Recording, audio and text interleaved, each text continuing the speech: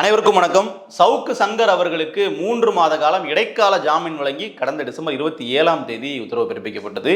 அந்த தீர்ப்பை வழங்கிய நீதிபதி யாருன்னு பார்த்தீங்கன்னா SM சுப்பிரமணியன் மற்றும் தனபால் அவர்கள். ஸோ அந்த அமர்வு நடந்து முடிஞ்சு இல்லையா? அதனை தொடர்ந்து அடுத்ததாக போலீஸ் தரப்புல இருந்து சவுக்கு சங்கரினுடைய இடைக்கால ஜாமீனை தள்ளுபடி பண்ணுங்க, ரத்து பண்ணுங்க. ஏன்னா அவர் ஹெல்த் கிரவுண்ட்ஸ் அடிப்படையில் என்ன பண்ணியிருக்காரு, ஜாமீன் வாங்கியிருக்காரு. ஆனால் அவருடைய உடல் நலம் சரியாகத்தான் இருக்கு.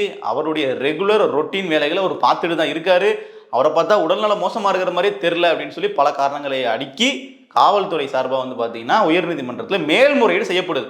இப்போ இந்த மேல்முறையீடு செய்யும் பொழுது சவுக்கு சங்கரினுடைய அந்த வழக்கை விசாரித்த அந்த பழைய அமர்வு நீதிபதிகள் இதில் இல்லை. இதில் இருந்த நீதிபதி யாருன்னு பார்த்தீங்கன்னா பி வேல்முருகன் அவர்கள். இவருடைய அமர்வில் இந்த வழக்கு விசாரணைக்கு வர இருக்கு. இப்போ இதை தெரிந்து கொண்ட சவுக்கு சங்கர் அவர்கள் என்ன பண்ணுறாருன்னா, ஐயா இந்த ஜாமீன் ரத்து மனுவை ரத்து பண்ணுங்க, இந்த ஜாமீன் ரத்து பண்ண சொல்லி போலீஸ் தரப்பில் போட்டிருக்காங்க இல்லையா, அந்த மனுவை நீங்கள் ரத்து பண்ணிடுங்க, இதை நீங்கள் விசாரிக்காதீங்க அப்படின்னு சொல்லி சவுக்கு சங்கர் அவர்கள் தரப்புல இருந்து உயர்நீதிமன்றத்துக்கு ஒரு மனு போடப்படுது. அந்த மனு நேற்றைக்கு விசாரணைக்கு வருது. அந்த விசாரணையில் தான் பார்த்தீங்கன்னா சவுக்கு சங்கர் தரப்புல இருந்து ஏற்கனவே எங்களுக்கு ஒரு நீதிபதி அவர்கள் விசாரித்து இது மாதிரி ஹெல்த் கிரவுண்ட்ஸ் அடிப்படையில் உடல்நலம் குறித்து எங்களுக்கு ஜாமீன் கொடுத்துருக்காரு இல்லையா, பாதிப்பு குறித்து ட்ரீட்மெண்ட் எடுக்கிறதுக்காக. ஸோ அந்த அமர்வு நீதிபதிகளை விசாரித்தா மட்டும்தான் இதில் நீதி கிடைக்கும். இன்னொரு நீதிபதி விசாரிச்சாங்க அப்படின்னா இதில் நீதி கிடைக்காது அப்படின்னு சொல்லி ஒருதலைபட்சமாக சார்புடையதாக போயிடும் அப்படிங்கிற மாதிரி சவுக்கு சங்கர் அவர்கள் தரப்பு சொல்ல நீதிபதி அவர்கள் டென்ஷன் ஆகிட்டாரு. காரணம் என்ன அப்படின்னா, நாங்கள் ஆள் பார்த்து இவர் யார், இவர் என்ன பண்ணுவார், இதெல்லாம் பார்த்து நாங்கள் நீதி வழங்குவது கிடையாது. வாத பிரதிவாதங்களை பார்த்து மட்டுமே நாங்கள் என்ன பண்ணுறோம், நீதி வழங்குறோம்.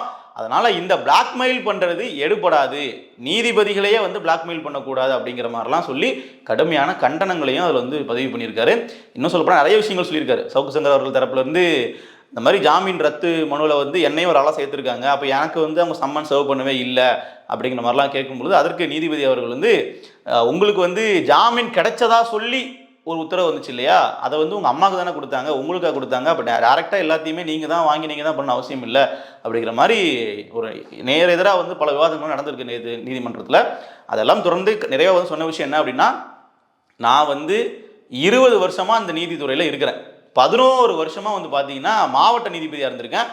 9 ஆண்டுகள் உயர்நீதிமன்ற நீதிபதியாக இருந்திருக்கேன். எந்த வழக்கில் இருந்தும் நான் வெளியேறினது இல்லை. இப்போ சவுக்கு சங்கரோடைய மனு என்ன சொல்லுதுன்னா, நீதிபதி அவர்கள் இந்த வழக்கிலிருந்து விலகிடணும்னு சொல்லுது. நான் விலக மாட்டேன். உங்களுக்கு ஒருவேளை இந்த அமர்வு வேண்டாம், பழைய அமர்வு வேணும், இல்லை வேற அமர்வு வேணும்னா நீங்கள் உயர்நீதிமன்ற தலைமை நீதிபதி கிட்ட போய் அப்ரோச் பண்ணி அவர்கள்ட்ட உத்தரவு வாங்கி நிர்வாக ரீதியில் ஒரு உத்தரவு பிறப்பிங்க, அதுபடி நடக்கும். மற்றபடி என்கிட்ட கேட்கறது பேசுறதெல்லாம் பண்ணக்கூடாது. இதில் இன்னொரு விஷயம் என்ன சொல்கிறாங்கன்னா, இந்த பாரபட்சமாக நடந்து கொள்ளுறதுக்கான வாய்ப்பு இருக்குன்னு சொல்லி சவுக்கு சங்கர் அவர்கள் தரப்பில் சொன்னது தான் அங்கே ஒரு நீதிபதி கிட்ட ஒரு சின்ன ஃபிக்ஷன் ஏற்படுத்திடுச்சு. காரணம் என்ன அப்படின்னா, அவர் சொல்கிறது என்ன ஆதாரம் இருக்குது, என்ன வாதம் முன்வைக்கப்படுது, அதை வச்சு தான் நம்ம நீதி கொடுப்போமே தவிர ஒரு அமைப்பை பார்த்தோ இல்லை தனிநபர்களுடைய மிரட்டலுக்கோ அஞ்சுபவர்கள் நாங்கள் இல்லைன்றதை ஒரு அழுத்தம் திருத்தமாக சொல்லிட்டாரு. இன்னும் சொல்லப்போனால் சவுக்கு சங்கர் அவர்கள் நாளைக்கு அவருடைய சேனல்லே பார்த்தீங்கன்னா நீதிபதி அவர்களுக்கு பின்புலமாக ஏதாச்சும் ஒரு அரசியல் கட்சியை சார்ந்து பேசலாம், இந்த மாதிரி அவர் இதனால தான் சொல்லிட்டாருன்னு சொல்லி பல விஷயங்கள் சொல்லலாம் இல்லையா. அதுக்கெல்லாம் சேர்த்து அவர் என்ன சொல்லிட்டாரு அப்படின்னா, இப்படியெல்லாம் நீங்கள் பேசினாலும் உங்களுடைய கருத்துக்களுக்கெல்லாம் நான் அஞ்சப்போவது இல்லை அப்படின்னும் ஒரு பகிரங்கமாக பதிவு பண்ணிட்டாரு. இப்போ போயிட்டு இருக்கிறத பார்க்கும் பொழுது ஒரு நாள் டைம் கொடுத்துருக்காரு. எதுக்கு அப்படின்னா, சவுக்கு சங்கர் அவர்கள் தரப்புல இருந்து ஒரு அஃபிடவிட் பிரமாண பத்திரம் தாக்கல் செய்வதற்கு. ஏன்னா இப்போ காவல்துறை தரப்புல இருந்து ஜாமீன் ரத்துக்கு ஒரு மனு கொடுத்துருக்காங்க இல்லையா, அதற்கு ஒரு பிரமாண பத்திரம், ஒரு அஃபிடவிட் மாதிரி இவர்கள் தரப்புல பதில் வச்சு தாக்கல் பண்ணோம். ஸோ அதை பார்த்துக்கிட்டு நாங்கள் முடிவு பண்ணுறோம் அப்படிங்கிறத நீதிபதி வேல்முருகன் அவர்கள் சொன்னது. அதை தொடர்ந்து ஒரு அமர்வே மாற்றணும் அப்படின்னா நீங்கள் தலைமை நீதிபதி போய் அப்ரோச் பண்ணுங்க, என்கிட்ட வராதிங்க, என்னிடம் வராதீர்கள் தோழர்களே அப்படின்னு அவர் சொல்லி அனுப்பிட்டாரு. இதில் என்ன விஷயம் அப்படின்னா, சவுக்கு சங்கர் அவர்களுக்கு இந்த நீதிபதி அமர்வு மாறி இங்கே போச்சு அப்படின்னா ஜாமீன் ரத்தாகுமா அப்படின்னு கேட்டிங்கன்னா நிச்சயமாக ரத்தாகிறதுக்கான வாய்ப்புகள் இருக்குன்னு தான் தெரியுது. ஏன்னா அவர் அவருடைய வேலைகளே ரொட்டீனாக பண்ணிட்டு இருக்காரு அப்படிங்கிறத காவல்துறை தரப்பு சொல்கிறாங்க. ஏன்னா தினந்தோறும் பார்த்தீங்கன்னா அவர் சேனலில் வீடியோஸ் வருது. அப்போது என்னால் உடம்பு முடியல, என்னால் இதயத்தில் பிரச்சனை இருக்குது, பிளட் ப்ரெஷர் இருக்குது, இப்படிலாம் சொல்கிறவங்களால அவங்க ரொட்டீனை பார்க்க முடியுது அப்படின்னா சிறைச்சாலையில் வைக்கிற அளவுக்கு அவர்கள் உடல்நலம் தகுதியாக இருக்குதுன்னு இவரான அர்த்தம் அப்படின்னு அவர்கள் தரப்பில் கேட்பாங்க. சமீபத்தில் நீங்கள் சவுக்கு சங்கரோட போஸ்ட்டை பார்த்தீங்கன்னா, நான் ஒரு தனியார் மருத்துவமனையில் சிகிச்சைக்காக இருக்கிறேன், என்னுடைய உடல்நலம் முடியவில்லைங்கிற மாதிரி அவர் ஒரு புகைப்படம்லாம் பதிவிட்டு குறிப்பிட்டிருந்தார். என்ன பிரச்சனை அதெல்லாம் குறிப்பிடல, ஆனால் பொதுவாக ஒரு புகைப்படத்தை போட்டிருந்தார். ஸோ இதுவும் நாளைக்கு வந்து பார்த்தீங்கன்னா நீதிமன்றத்தில் ஒரு ஆதாரமாக சமர்ப்பிக்கப்படலாம். ஏன்னா இதுவும் வந்து ஒரு ஆதாரமாக நீதிமன்றம் சவுக்கு சங்கர் தரப்பில் சமர்ப்பிக்கப்படலாம். ஏன்னா வந்து பாருங்க நான் வந்து ட்ரீட்மெண்ட்லாம் எடுத்திருக்கேன் அப்படின்னு அது ஒரு சில ஆதாரங்களையும் கொடுக்கலாம், ஒரு சில டாக்குமெண்ட்ஸையும் கொடுக்கலாம். ஸோ அதற்கான வாய்ப்புகள் இருக்குது. ஸோ ரெண்டு தரப்புலையும் நீதிபதி அவர்களுக்கு தான் முடிவு. உடல்நலம் சரியாக தான் இருக்குது, நீங்கள் சிறைச்சாலைக்கே போங்க அப்படின்னா அனுப்பி வைக்கவும் வாய்ப்பு இருக்குது. இல்லை நீங்கள் வந்து அவருக்கு இன்னும் உடம்பு சரியாகலைன்னு சொல்லி முடிவு பண்ணாங்கன்னா அவர் வந்து ஜாமீன்லேயே இந்த 3 மாதம் இன்டீரியம் பெயில் இடைக்கால ஜாமீன் வந்து நிறைவடைய வரைக்கும் வெளியே இருக்கிறதுக்கான வாய்ப்புகளும் இருக்குது.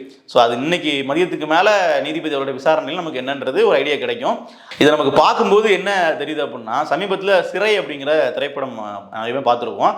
கடந்த ஆண்டினுடைய இறுதியில் வந்த படம். அதில் வந்து அந்த அப்துல் அவர்களுக்கு வந்து அந்த கதாநாயகனுக்கு வந்து பார்த்தீங்கன்னா ஒரு நீதிபதி வந்து என்ன பிரச்சனை என்ன இதெல்லாம் கேட்டு ஒரு தீர்ப்பு வந்து நான் கொடுக்குறேன் அவனுக்கு நல்ல தீர்ப்பாக வரும் அப்படின்னு சொல்லி அனுப்பி வைப்பார். திருப்பி வந்து விசாரணைக்கு போனால் அங்கே வேறு நீதிபதி இருப்பார். அந்த மாதிரி தான் இதை பார்க்கும்போது நமக்கு தெரியுது. சவுக்கு சங்கர் அவர்களுக்கு ஜாமீன் கொடுத்த அமர்வு வேறு, ஆனால் இங்கே அந்த ஜாமீன் ரத்து மனு விசாரிக்கிற நீதிபதி வேறு. அப்படிங்கும்போது அந்த டோட்டலாக அந்த கேஸினுடைய தன்மையை வந்து மாறுற மாதிரியான ஒரு சூழல் தான் இருக்குது. ஸோ எது எப்படி இருந்தாலும் ஒரு நீதிபதியாக இருக்கிறவங்க கண்டிப்பாக வந்து ரெண்டு தரப்பு வாதத்தையும் கேட்டுட்டு தான் வந்து நீதியை வந்து வழங்குவாங்க அப்படிங்கிற மாற்றுக்கிறது இல்லை. அதுலேயும் வேல்முருகன் அவர்கள் வந்து பல அதிரடியான தீர்ப்புகளுக்கு சொந்தக்காரர். சமீபத்தில் நம்ம பார்த்துருப்போம், தமிழ்நாடே பெரிய அளவில் பேசின செய்தி அப்படிங்கிறது பூவை ஜெகன்மூர்த்தி அவர்களை வந்து நீதிமன்றத்துக்கு வர வச்சது, அவரை வந்து அவருக்கு அறிவுரை வழங்கினது, அதையும் தாண்டி ஒரு டிஎஸ்பி லெவலில் இருக்கக்கூடிய நபரை வந்து உடனடியாக கைது பண்ணுறதுக்கு உத்தரவு பிறப்பிச்சது. அப்படிங்கிற மாதிரி பல அதிரடியான உத்தரவுகள் சொந்தக்காரர் தான் வேல்முருகன் அவர்கள். ஸோ எந்த தீர்ப்பு வழங்குறதுக்கும் சிறு தயக்கமும் இது வரைக்கும் காட்டியதில்லை அப்படிங்கிறது சமீப காலமாக அவரை ஃபாலோ பண்ணக்கூடிய நமக்கே வந்து தெரிய வருது. ஸோ இந்த வழக்கு வந்து விசாரணை எப்படி போகுது அப்படின்னு நம்ம பொறுத்திருந்து பார்ப்போம். அதெல்லாம் தாண்டி சவுக்கு சங்கர் அவர்கள் தரப்பை வந்து தொடர்ச்சியாக இது மாதிரி டார்கெட் பண்ணுதா திமுக. அதாவது இப்போ தமிழக காவல்துறை அப்படிங்கிறது அவங்க தரப்பில் சில காரியங்களை முன்வச்சாலும் திமுக அரசே வந்து பார்த்தீங்கன்னா சவுக்கு சங்கருக்கு எதிராக பல விஷயங்களை பண்ணுறாங்க அப்படிங்கிறதுலையும் மாற்றுக்கிறது இல்லை. ஏன்னா கடந்த முறை நீதிபதியே சொன்ன வார்த்தைகள், எஸ்.எம். சுப்பிரமணியன் அவர்களே வந்து சொன்ன விஷயங்கள் இதெல்லாம் நீங்கள் வந்து உங்களுக்கு தீர்க்கிறதுக்கு எவ்வளோ பிரச்சனை இருக்குது, கேட்கறதுக்கு எவ்வளோ கேள்விகள் இருக்குது, அதெல்லாம் மட்டும் இங்கே சவுக்கு சங்கரை இவ்வளோ டார்கெட் பண்ண வேண்டிய காரணம் என்ன அப்படிங்கிறத அந்த நீதிபதியே கேட்டிருந்தாரு.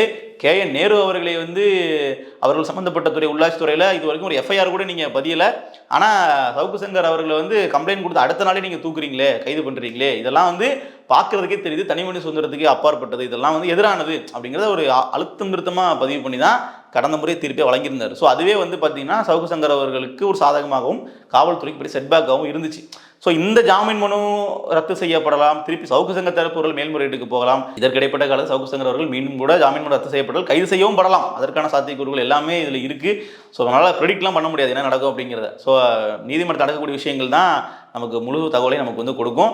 ஸோ பொறுத்திருந்து பார்க்கலாம் சவுக்கு சங்கருடைய வழக்கில் என்ன நடக்குது அப்படிங்கிறத. ஆனால் எது எப்படி இருந்தாலும் சவுக்கு சங்கர் அவர்கள் தேர்தல் முடிகிற வரை பேசக்கூடாது. அவர் வந்து எதுவும் நம்மளுக்கு அகேன்ஸ்டாக வந்து பேசி மக்கள் மனதில் வந்து சில மாற்றங்களை உண்டு பண்ணிடக்கூடாது அப்படிங்கிறதுல திமுக தரப்பு ரொம்ப வந்து உறுதியாக இருக்கிறாங்க. ஸோ அவர்கள் தரப்பு என்ன அழுத்தம்லாம் கொடுக்கப்படுது, நீதிமன்றத்தில் நடக்குது அப்படிங்கிறத நம்ம பொறுத்திருந்து பார்ப்போம். நன்றி.